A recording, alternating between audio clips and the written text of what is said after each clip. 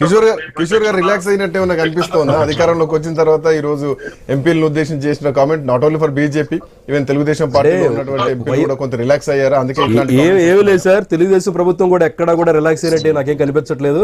ఈ రోజున వైఎస్ఆర్సీపీ వాళ్ళ మాటలు చూస్తుంటే చాలా హాస్యాస్పదంగా ఉన్నాయి. చంద్రబాబు నాయుడు గారి ప్రభుత్వం వల్ల ఏవియేషన్ ప్రాబ్లం వచ్చిందంటే అది ఇంకా నవ్వులాటగా ఉంది. ఇలాంటి కామెంట్స్ కూడా ప్రతి ఒక్కరు కూడా మనం రిప్లై ఇచ్చుకుంటా పోతే మనకున్న హుందాతనం, అంతేకాకుండా పార్టీకి ఉన్న ప్రతిష్ట కూడా పరుగుపోయే పరిస్థితికి వస్తుంది. ఎందుకంటే ఈ రోజున ఇప్పుడు అన్నారు కదా, ఇప్పుడు ఆయన దాని తర్వాత జరిగింది బూమరాంగ్ అయింది. లోకేష్ మానిటర్ చంద్రబాబు నాయుడు గారి ప్రభుత్వంలో చంద్రబాబు నాయుడు గారి ప్రభుత్వంలో అన్న తర్వాత ఆయన మాట్లాడారు. అసలు ఇప్పుడు ఏవియేషన్ ప్రాబ్లం కి చంద్రబాబు నాయుడు గారి ప్రభుత్వానికి తెలుగుదేశం పార్టీకి సంబంధం ఏంటో నాకైతే శ్రీనివాసరెడ్డి గారు నాకు క్లుప్తంగా చెప్పాల్సిన అవసరం ఉంది. ఇది ఒక ఇండిగో చేసిన ఒక కుట్రపూరిత చర్యలని చెప్పి ప్రతి ఒక్కరు కూడా చెప్తున్నారు. మీడియాలో గగ్గోలు పెడుతున్నాయి. ఆఖరికి బీజేపీ వాళ్ళు చెప్పారు, టీడీపీ వాళ్ళు చెప్పారు. అయినా సరే ఇంకా ఏదో మసిపూసి మారేడుకాయ చేద్దాం అనుకుంటే అది కరెక్ట్ కదా నా ఉద్దేశం సార్. ఈ రోజున మన ఎగ్జాక్ట్ టాపిక్ ఏంటంటే బీజేపీ ఎంపీల మీద నరేంద్ర మోడీ గారు ఫైర్ అయ్యారు. అది మన టాపిక్. అది నిజంగానే ఎక్కడ కూడా మీడియాలో అన్నట్టుగా అయితే నాకు తెలియదు, లేదా ట్విట్టర్ ద్వారా తెలిపారన్నది కూడా నాకు తెలియదు సార్. అది నాకైతే అనిపించింది ఒకే ఒకటి సార్, అధికారికంగా ఇట్లాంటి కామెంట్ చేస్తే సొంత పార్టీనే కామెంట్ చేసుకున్నట్టు కదా, పార్టీ బలహీనమైంది. పశ్చిమ బెంగాల్ ఎన్నికలు కూడా ఉన్నాయి, ఇప్పుడు కామెంట్స్ చేయరు. తెలంగాణలో బీజేపీకి ఉన్న 8 మంది ఎంపీలు ఉన్నారు సార్ ఇప్పుడు ఇక్కడ. కానీ ఎందుకు ఇంకా ఇప్పుడు ఈ రోజున ఇప్పటి వరకు వచ్చిన ఫలితాలు చూస్తే 4236 సర్పంచ్లు ప్రకటించిన పరిస్థితి చూస్తాం సార్. అందులో 815 కాంగ్రెస్ కి వచ్చింది, 328 బీఆర్ఎస్ కి వచ్చింది, 67 బీజేపీకి వచ్చింది. అంటే 8 ఎంపీలు పెట్టుకుని బీఆర్ఎస్ కి కేవలం 67 వస్తుందంటే ఎందుకు వచ్చిందని వాళ్ళు ఆత్మవిమర్శ చేసుకోవాల్సిన పరిస్థితి కూడా ఉంది.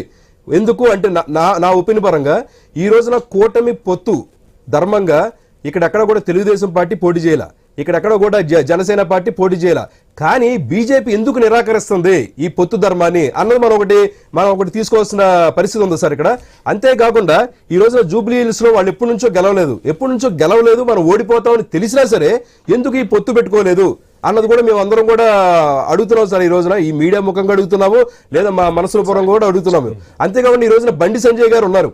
ఎలక్షన్స్ ముందు బండి సంజయ్ గారు తీసుకొచ్చిన ఫోర్స్ వస్తుంటే బీజేపీ ఎక్కడ అధికారం సాధించేస్తుందో అన్న విధంగా వచ్చింది. కానీ అలాంటి బండి సంజయ్ గారిని కూడా పక్కన పెట్టి ఎవరో కిషన్ రెడ్డి గారికి ఇచ్చారు సార్. కిషన్ రెడ్డి గారికి ఇచ్చిన తర్వాత కూడా దాని నుంచి వచ్చిన ఫలితాలు ఎన్నో కూడా వాళ్ళు ఆత్మవిమర్శ చేసుకోవాల్సిన పరిస్థితి ఉంది ఈ రోజుకైనా తెలంగాణలో. ఎందుకంటే తెలుగుదేశం పార్టీ పెట్టింది తెలంగాణలో 1982లో అప్పటి పరిస్థితులను బట్టి తెలుగుదేశం పార్టీ పెట్టిన తర్వాత ఎంతో మంది బీసీ వాళ్ళకి వెన్నెముకగా ఉన్న పార్టీ తెలుగుదేశం పార్టీ.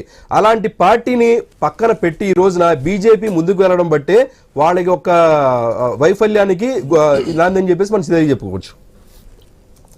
అదే తెలుగుదేశం పార్టీ జూబ్లీహిల్స్ ఎన్నికల్లో కూడా తటస్థంగానే ఉన్నారు కదా, మీరు కూడా పూర్తి మద్దతే మీరు చంద్రబాబు నాయుడు గారు మీటింగ్ పెట్టి చెప్పింది మీరు ఖచ్చితంగా వినాలి. మేము ఏ పార్టీకి సపోర్ట్ చేయట్లేదు ప్రస్తుత పరిస్థితులు బట్టి. ఒకవేళ బీజేపీ పార్టీ గనక మమ్మల్ని అడిగితే మేము ఖచ్చితంగా బీజేపీకి సపోర్ట్ చేస్తామని చెప్పి కూడా అన్నారు. మీరు కావాలంటే ఏ పేపర్ రికార్డ్ అయినా తీసుకోండి, ఏ మీడియా రికార్డ్ అయినా తీసుకోండి.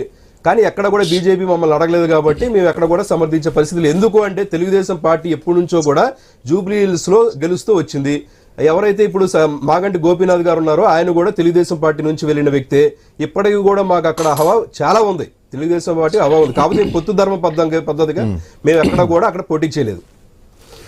మృత్యుంజయ్ గారు గుడ్ ఈవినింగ్. గుడ్ ఈవినింగ్ అండి. నమస్తే కిషోర్. నమస్తే శ్రీకాంత్.